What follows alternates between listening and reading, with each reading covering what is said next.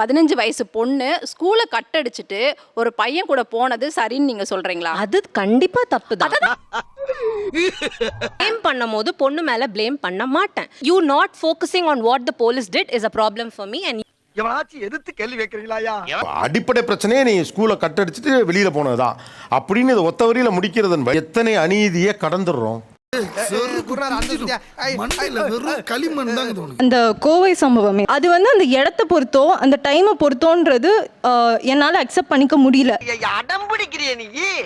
Doctor night ஷிஃப்ட்ல இருக்கும்போது seminar ஹால்ல தூங்குறதுக்காக போயிருக்காங்க. அது ஒரு சேஃபான இடம் தானே? இப்பதான் பிரைட் ஆரம்பிக்கிறான்.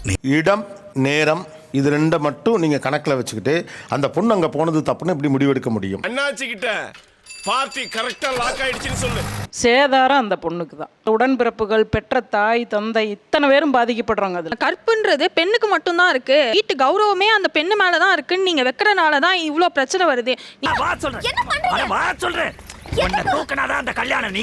பொண்ணு மேல உங்களுக்கு அக்கறையே கிடையாது. நம்ம வீட்டு கௌரவம் என்ன ஆகுறது, வெளியே தெரிஞ்சா என்ன ஆகுறதுன்னு அவ மென்டலி எவ்வளவு அஃபெக்ட் ஆயிருக்கா, இதை பத்தி யோசிக்க மாட்டீங்க. அதான் நான் வந்துட்டல. ஒரு பொண்ணு வருது, அவங்கள வந்து இப்போ 4 பொறிப்பு பசங்க திண்டல் பண்ணிட்டாங்க அப்படின்ட்டு வீட்டில் வந்து சொன்னா அண்ணங்காரனும் அப்பாவும் போறோம் அவன்கிட்ட போய் சண்டை வளர்க்க தான் செய்யறாங்க. சட்டை கிழிஞ்சிருக்கு. சண்டைனா சட்டை கிளியத்தாயா செய்ய. அப்ப எந்த சூழ்நிலையில நீ அங்க போன நம்ம கேக்குறோம். அதாவது அவங்க வந்து வீட்டுக்கு சொல்லாம போயிருப்பாங்க. டியூஷனுக்கு போனாலும் ஸ்கூலுக்கு போனாலும் எங்க போனாலும் கூடயே வந்து இது 2 வருஷம் நடந்தது சார். சின்ன பொண்ணா இருக்கும் போது என்னோட என்ஜாய்மெண்ட்ல இருந்து எல்லாமே நான் விட்டுட்டேன் சார். எனக்கு என்ன தோணுச்சுன்னா வீட்டில் சொல்லாமே இருந்திருக்கலாம். அவன் ஒரு நாள் ஃபாலோ பண்ணிட்டு 2வது நாள் போயிருந்திருப்பான் அப்படின்னு வீட்டில் எது நடந்தாலும் சொல்லக்கூடாதுன்னு ஆயிடுச்சு சார். பாதுகாப்பா கூடவே வந்து 10 ஆளாக்கி விட்டுருக்கிறேன். இதுக்கு மேல அவர் என்ன பண்ணணும்? கூட்டிட்டு போறாருல சார், அது எனக்கு ஓகே தான். ஓகே ஓகே நான் வெளியில போறேன்ப்பா என்ன அனுப்புப்பா அப்படின்னும் போது எனக்கு அந்த இடத்துல அனுப்பி இருந்திருக்கலாம். போய் அங்கேயும் வந்துருவான் அப்படின்னு சொல்லிட்டு என்ன எங்கேயுமே அனுப்பல சார் 2 வருஷம். ஒரு அப்பா உங்களுக்கு பாதுகாப்பு கொடுக்குறாருன்னு ஆரம்பிச்சிங்க. நான் என் ஃப்ரெண்ட்ஸோட டூர் போகிறத கூட வெளியில் போகிறத கூட அவர் தடுத்துட்டாரு சொன்ன உடனேயும் 10வது படிக்கிறப்ப நீ எதுக்கு வெளியில் போகிறேன்னு கேட்குறீங்க. நீங்கள் என்ன பண்ணுறீங்க? நீங்கள் ஒரு டிரைவராக இருக்கீங்க, ஒரு பஜ்ஜி சாப்பிட்டு போன்னு நிறுத்துறீங்க. ஆனால் அந்த மாதிரி பஜ்ஜி கடையில் நிறுத்துறப்பெல்லாம் யாராவது ஒருத்தவங்களை முறைச்சு பார்க்குறான். பட்டினியோட வண்டி ஓட்டுவோம் அப்படிங்கிற முடிவுக்கு நீங்கள் வரீங்க. வரும்னு தெரிஞ்சுதான் நான் எப்பவுமே எனக்கு சாப்பிட்றதுக்கு உண்டானதெல்லாம் வச்சிருப்பேங்க சார்.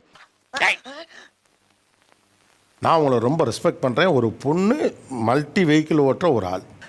நான் டீ கடையை பார்த்தோன்னே வண்டியை விட்டு இறங்கி ரிலாக்ஸாக அப்படி கொஞ்சம் ரிலாக்ஸ் பண்ணிவிட்டு அப்படின்னு அதுக்கு டீ குடிச்சிட்டு போகணுன்னு உங்களுக்கு ஆசையா? வெளியில் இறங்காமல் பத்திரமா உள்ளேயே கட்டிட்டு வந்த வடையும் இட்லியும் திங்கிறதுக்கு உங்களுக்கு ஆசையா? என்னங்க எப்படி கேட்டுப்பிட்டீங்க? ரிலாக்ஸா இறங்கி ஒரு ஆசை. நல்லா இருக்குங்க சார். நல்லா இருக்கும். சூப்பரா இருக்குங்க அந்த ஃபீல். இருக்கே. Very good. அப்படித்தான் இருக்கணும். வண்டி ஓட்ட தானே உன் வேலை.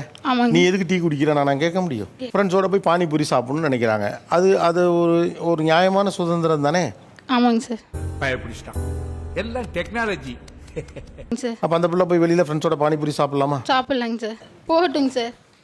போட்டு அவ்வளோதான். ஏன்னா அவங்க மனசாட்சி இப்படி பேசுகிறாங்க. அப்படியே கூட்டமெல்லாம் கலைஞ்சு போங்க.